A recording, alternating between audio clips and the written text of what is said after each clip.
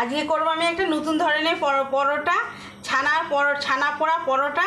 ছানাটাকে আমি ভালো করে ছানা কেটে নিয়েছি, দুধটাকে ছানা কেটে কড়াই আমি একটু নুন, মিষ্টি, একটু কাঁচা লঙ্কা, একটু ধনেপাতা, একটু গরম মশলা, একটু আদা দিয়ে ওটাকে ভাজা মশলা দিয়ে কষিয়ে নিয়েছি। নিয়ে এর মধ্যে পুরটা দেবো, ময়দাটাকেও মেখে রেখেছি, এর মধ্যে পুরটা দেবো। তাই এটা হচ্ছে ছানা পোড়া পরোটা।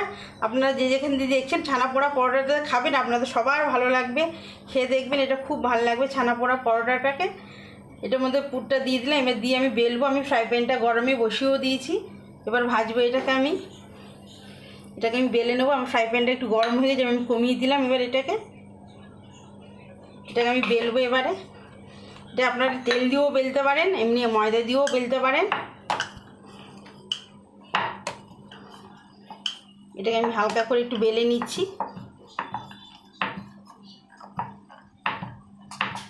বেলে নিচ্ছি, আমার ফ্রাই প্যানটা গরম হয়ে গেছে, ওর মধ্যে আমি এটাকে এবার দিয়ে দেবো। এটা গরম হয়ে গেছে, এটা খেয়ে দেখবেন, খুব ভালো লাগবে।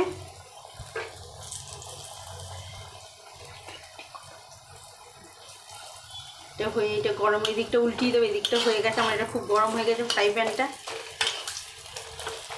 খেয়ে দেখবেন, খুব ভালো লাগবে এটাকে।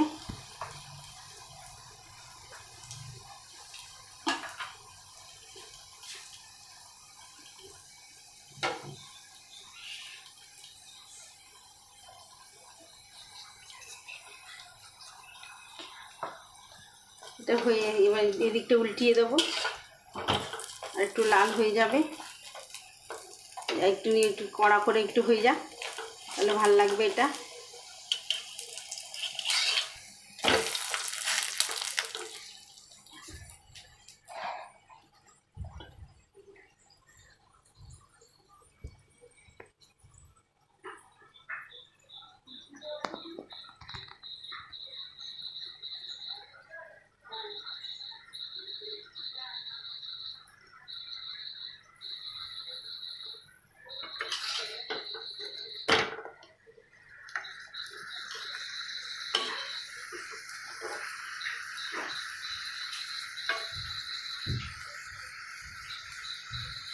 এটা আমার হয়ে গেছে, এবার লাল হয়ে গেছে, আমি এবার তুলে দেবো ওটাকে।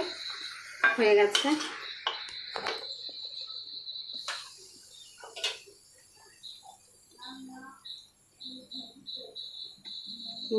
এই যেখান দিয়ে দেখছেন আমার ছানা পোড়া পরোটাটা, আপনাদের ভালো লাগলে শেয়ার করবেন, কমেন্ট করবেন, লাইক করবেন, সাবস্ক্রাইব করবেন, খুব ভালো লাগবে।